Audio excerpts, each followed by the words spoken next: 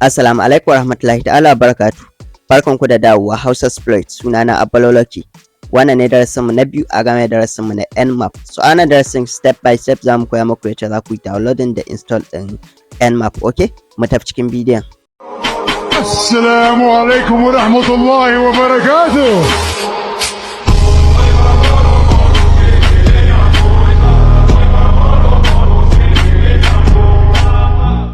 Alright, so abin da ya kamata ka fara buɗe terminal ɗinka, sai ka ce sudo apt install, sai ka sa nmap, sai ka danna enter. So da za ta yi maka downloading da install ɗin nmap. So ni already na ɗauko nmap ɗin, kun fahimta.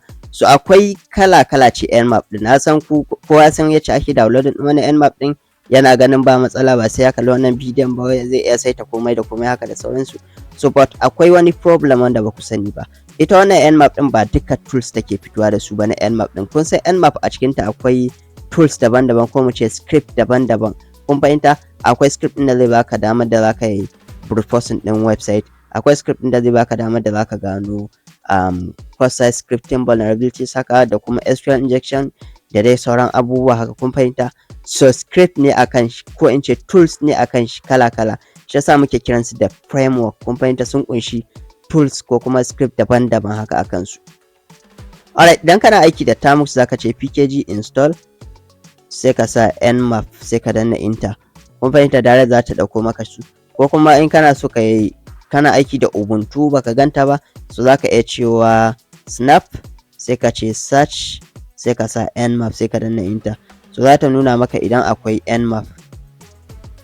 Okay, za ku ga nmap din nan, ga nmap din da wannan snap take da su. Za ku ga tana da nmap version 7, latest version ce. So ta yaya za ka ɗauko ta? Kawai za ka ce clear, za ka ce snap install nmap, sai ka danna enter. So direct za ta tambaye ka sa password, kana sa password din, direct kawai za ta fara maka downloading din nmap din. Kun fahimta? So ni already ina da nmap din. So ta yaya za ka gane nmap ta yi install? Kawai za ka ce nmap, sai ka danna enter. So direct za ta nuna maka. Okay, so bari in koya maku yacce za ka yi downloading ɗinta ta manual. Kun fahimta, ta ɗaya hanyar. So na kawai za ka taho ka ce github, sai ka sa nmap, sai ka danna enter. So direct za ta baka nmap ta github, gashi nan. Sai ka taho sai kai cloning ɗinta, kuna gani?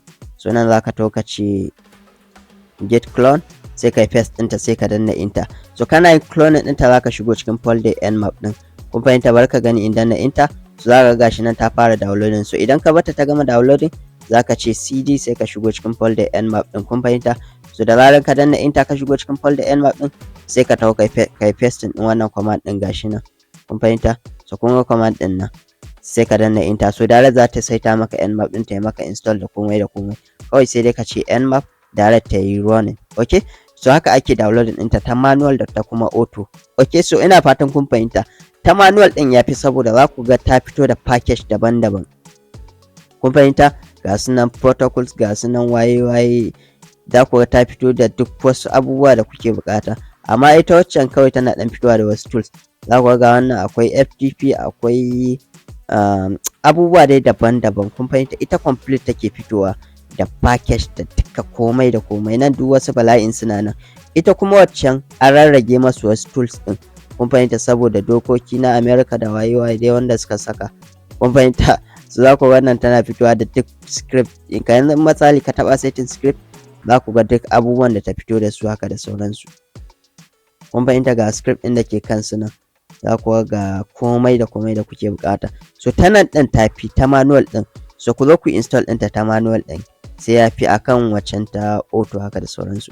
Saboda ta manual ɗin zai baka duk wasu tools da za ka yi abubuwa daban-daban dai haka da sauransu. Okay, so Allah ya taimaka.